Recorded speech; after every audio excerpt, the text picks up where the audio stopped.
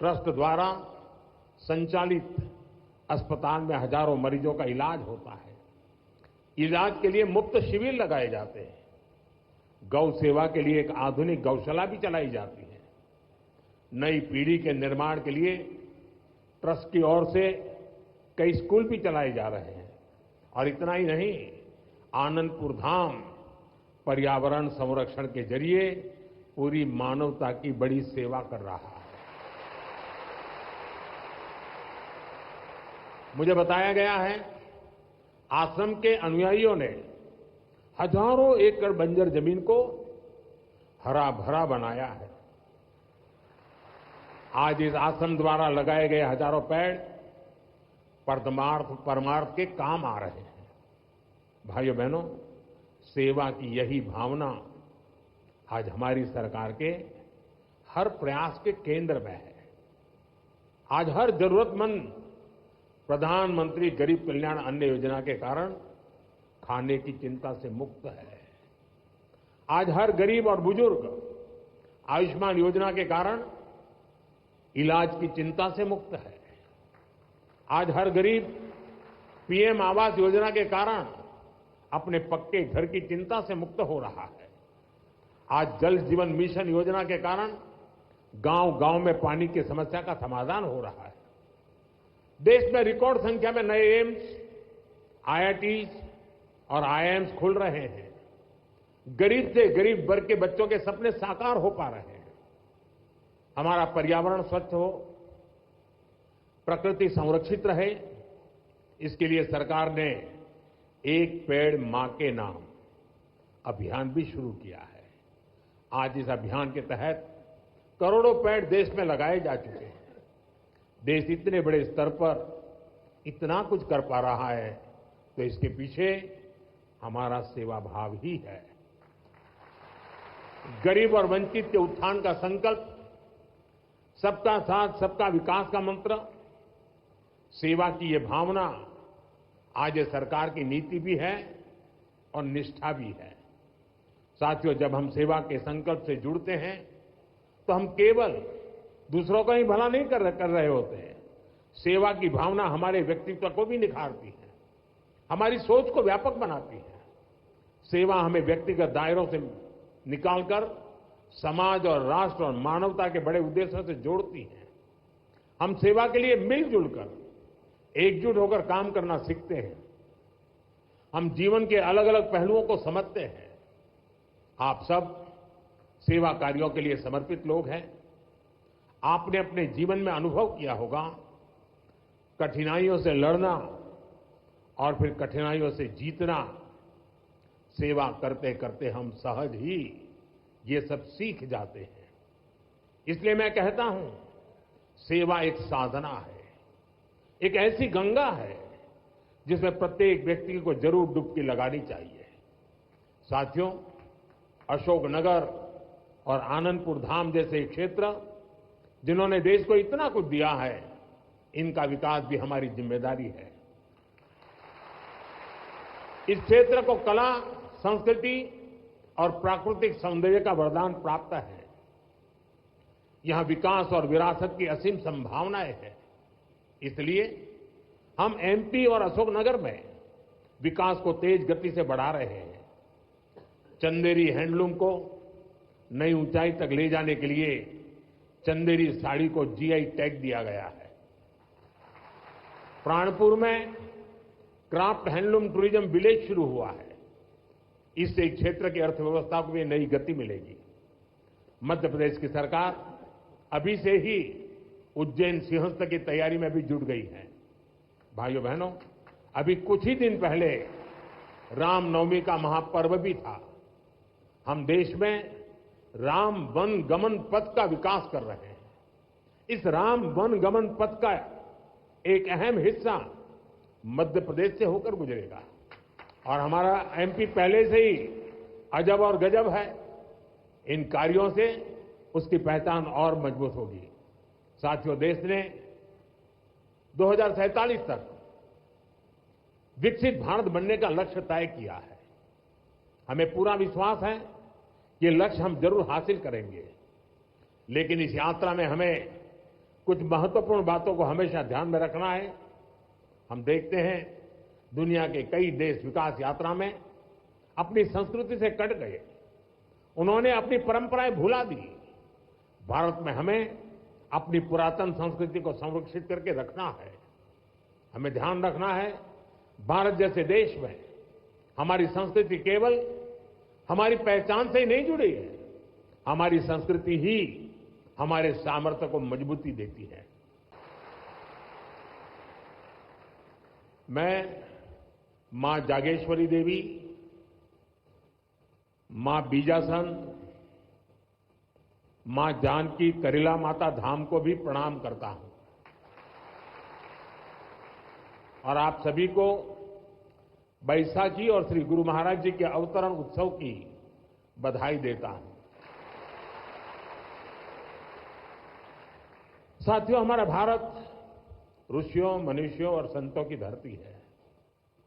जब जब हमारा भारत, हमारा समाज किसी मुश्किल दौर से गुजरता है, कोई न कोई ऋषि, मनीषी इस धरती पर अवतरित होकर समाज को नई दिशा देता है। हम पूज्य स्वामी अद्वैत आनंद जी महाराज के जीवन में भी इसकी झलक देख सकते हैं। एक समय था जब आदि शंकराचार्य जैसे आचार्यों ने अद्वैत दर्शन के गहरे ज्ञान की व्याख्या की थी। गुलामी के कालखंड में समाज उस ज्ञान को भूलने लगा था, लेकिन उसी कालखंड में ऐसे ऋषि मुनि भी आए जिन्होंने अद्वैत के विचार से राष्ट्र की आत्मा को झकझोरा। इसी परंपरा में पूज्य अद्वैत आनंद जी महाराज ने भारत के जन सामान्य तक इसे पहुंचाने का बीड़ा उठाया। महाराज जी ने अद्वैत के ज्ञान को हम सभी के लिए और सरल बनाया, उसे सामान्य मानवीय के लिए सुलभ कर दिया। साथियों, आज दुनिया में भौतिक उन्नति के बीच मानवता के लिए युद्ध, संघर्ष और मानवीय मूल्यों से जुड़ी कई बड़ी चिंताएं भी हमारे सामने हैं। इन चिंताओं, इन चुनौतियों की जड़ में क्या है?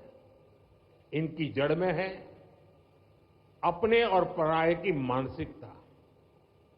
वो मानसिकता जो मानव को मानव से दूर करती है। आज विश्व भी सोच रहा है इनका समाधान कहां मिलेगा? इनका समाधान मिलेगा अद्वैत के विचार में।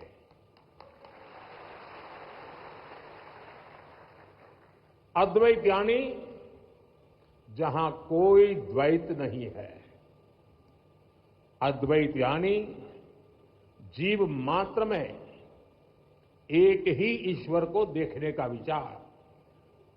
इससे भी आगे संपूर्ण सृष्टि को ईश्वर का स्वरूप देखने की सोच ही अद्वैत है। इसी अद्वैत सिद्धांत को परमहंस दयाल महाराज सरल शब्दों में कहते थे, जो तू है सो मैं हूं। सोचिए कितनी सुंदर बात है। जो तू है सो मैं हूं। ये विचार मेरे और तुम्हारे का भेद खत्म कर देता है। और विचार सब मान ले तो सारे झगड़े ही खत्म हो जाए। साथियों, अभी कुछ देर पहले मेरी छठे पातशाही स्वामी श्री विचारपूर्ण आनंद जी महाराज से चर्चा हो रही थी। पहले पातशाही परमहंस दयाल महाराज जी के विचारों के साथ साथ वो मुझे आनंद धाम के सेवा कार्यों के बारे में भी बता रहे थे। यहां साधना के जो 5 नियम तय किए गए हैं, उनमें निष्काम सेवा भी एक है। निष्काम भाव से गरीब वंचितों की सेवा, नर सेवा में नारायण सेवा को देखने की भावना, यह हमारी संस्कृति का आधार है। मुझे बहुत खुशी है कि सेवा की इसी संस्कृति को आनंदपुर ट्रस्ट पूरे मनोयोग से आगे बढ़ा रहा है। जय सच्चिदानंद जी। स्वामी विचारपूर्ण आनंद जी महाराज जी,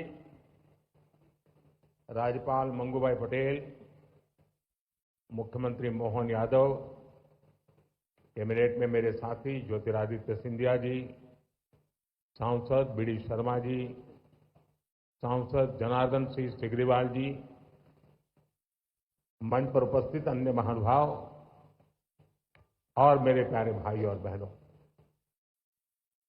यहां बहुत बड़ी संख्या में दिल्ली, हरियाणा, पंजाब और पूरे देश से श्रद्धालु आए हैं। मैं आप सभी का अभिनंदन करता हूं। साथियों, श्री आनंदपुर धाम में आकर आज मन अभिभूत है।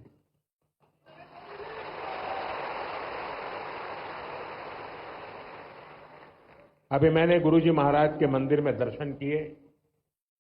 वाकई हृदय आनंद से भर गया। साथियों, जिस भूमि का कण कण संतों की तपस्या से सींचा गया हो, जहां परमार्थ एक परंपरा बन चुका हो, जहां सेवा के संकल्प मानवता के कल्याण का पथ प्रशस्त करते हो, वो धरती साधारण नहीं है।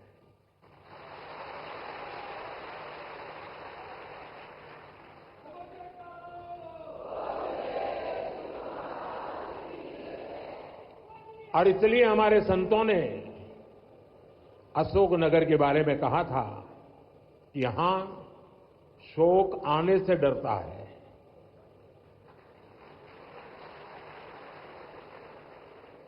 मुझे खुशी है कि आज यहां बैसाखी और श्री गुरु महाराज जी के अवतरण दिवस के उत्सव में मुझे शामिल होने का सौभाग्य मिला है। मैं इस पवित्र अवसर पर प्रथम पातशाही श्री श्री 108 श्री स्वामी अद्वैत आनंद जी महाराज और अन्य सभी पातशाही संतों को प्रणाम करता हूं। मुझे जानकारी मिली है कि आज ही के दिन 1936 में श्री द्वितीय पातशाही जी को महासमाधि दी गई थी। आज के ही दिन 1964 में श्री तृतीय पातशाही जी निज स्वरूप में लीन हुए थे। मैं इन दोनों सदगुरु महाराज जी के प्रति श्रद्धा सुमन अर्पित करता हूं।